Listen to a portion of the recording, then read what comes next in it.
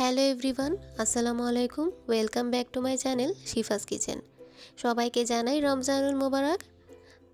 আমার আজকের রেসিপি ঝাল ঝাল গরুর মাংসের কষা। এই রেসিপিটি কিন্তু অনেক বেশি ফ্লেভারফুল হয়। দেখতে যেমন লোভনীয়, খেতে কিন্তু তার থেকেও বেশি মজা হয়। ভিন্ন ধরনের একটা টেস্ট হয়। তাহলে চলুন চলে যাওয়া যাক মূল প্রস্তুত প্রণালীতে। প্রথমে একটি প্যানে দিয়ে দিব সরিষার তেল। এখানে আমি 100 মিলির মতো সরিষার তেল দিয়ে দিলাম। এর মধ্যে এখন দিব তেজপাতা একটি মাঝখান থেকে চিড়ে, তারপর দিব ছোট সাইজের আস্ত শুকনো মরিচ 4 থেকে 5টি। তারপর আমি এটা হালকা করে একটু ভেজে নিয়ে এর মধ্যে অ্যাড করে দিব পেঁয়াজ কুচি 1 কাপের মতো। পেঁয়াজগুলো আমি হালকা করে নেড়েচেড়ে ভেজে নিব। পেঁয়াজগুলো হালকা সফট হয়ে আসলে এর মধ্যে দিয়ে দিব আদা রসুনের পেস্ট 1.5 টেবিল চামচ।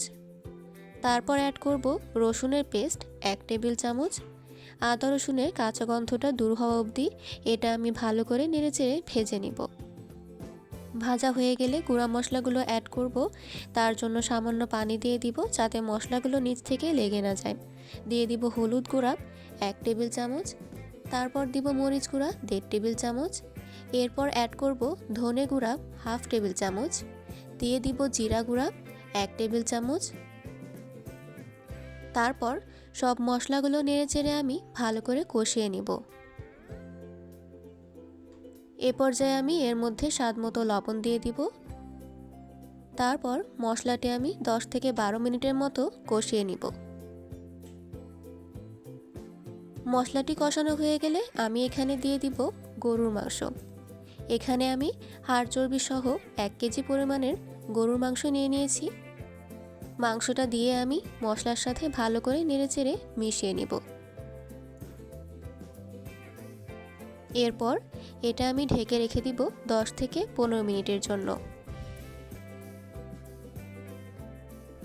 এ পর্যায়ে আমি ঢাকনাটি খুলে মাংসটা ভালো করে নেড়েচেড়ে দিব।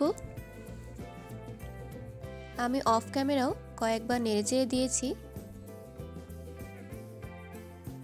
আবারও আমি ঢাকনা দিয়ে ঢেকে দিব যতক্ষণ না এর পানি শুকিয়ে যায়। এখানে আমি একটা মশলা তৈরি করে নিব। তার জন্য প্রথমে নিব দারচিনি 2 টুকরা, তারপর নিব ছোট এলাচ 6 থেকে 7টি, নিয়ে নিব জয়িত্রী 1 টুকরা। এটা অপশনাল, আপনারা চাইলে স্কিপও করতে পারেন। তারপর দিব বড় এলাচ 1টি, নিয়ে নিয়েছি লবঙ্গ 4 থেকে 5টি। অ্যাড করব কালো গোলমরিচ 1/2 চা চামচ।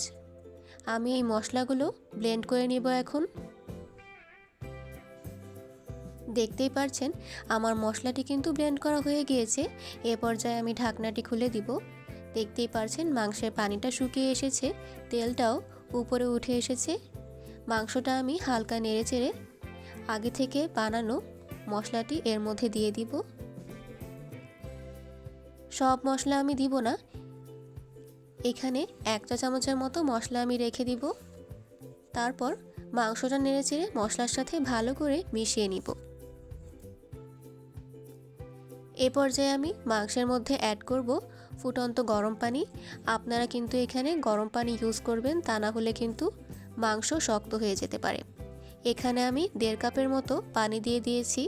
আপনারা মাংসের পরিমাণ বুঝে পানিটা অ্যাড করে দিবেন। এখানে আমি মাংসটা ভালো করে নেড়েচেড়ে নিব। তারপর ঢাকনা দিয়ে ঢেকে রেখে দিব যতক্ষণ না রান্নাটি ফুল কমপ্লিট হচ্ছে। এ পর্যায়ে আমি ঢাকনাটি খুলে দিব। আমার মাংসটা কিন্তু প্রায় হয়ে এসেছে। আমি এটা ভালো করে নেড়েচেড়ে দিব। এখন অফ ক্যামেরাও কিন্তু আমি এটা নেড়েচেড়ে দিয়েছিলাম কয়েকবার। এ পর্যায়ে আমি এর মধ্যে যে মশলাটি রেখে দিয়েছিলাম সেই বাকি মশলাটুকু দিয়ে দিব। তারপর একটু পেঁয়াজ বেরেস্তা ক্রাশ করে উপর থেকে ছড়িয়ে দিব। এটা দিলে খেতে কিন্তু আরও বেশি ভালো লাগবে। এখন আমি চুলার আঁচ লো হিটে রেখে ঢেকে দমে রেখে দিব 5 মিনিটের জন্য। ফিরে আসলাম 5 মিনিট পর। আমার রান্নাটি কিন্তু ফুল কমপ্লিট হয়ে গিয়েছে। বিফটা কিন্তু পারফেক্টলি কুকড হয়েছে এবং গ্রেভিটাও কিন্তু মাখো মাখো একটা গ্রেভি হয়েছে। সব কিছু একদম পারফেক্ট রয়েছে। দেখতেও কিন্তু ভীষণ লোভনীয় হয়েছে। আপনারা আসন্ন ঈদে এই রেসিপিটি ট্রাই করে দেখবেন, খেতে কিন্তু ভীষণ মজা হয় এবং আমাকে কমেন্ট করে জানাবেন কেমন লাগলো। আমার এই লোভনীয় রেসিপিটি যদি আপনাদের কাছে ভালো লেগে থাকে তাহলে অবশ্যই আমার ভিডিওটাকে শেয়ার করে দিবেন এবং আমার চ্যানেলটিকে সাবস্ক্রাইব করে আমার পাশেই থাকবেন। ধন্যবাদ।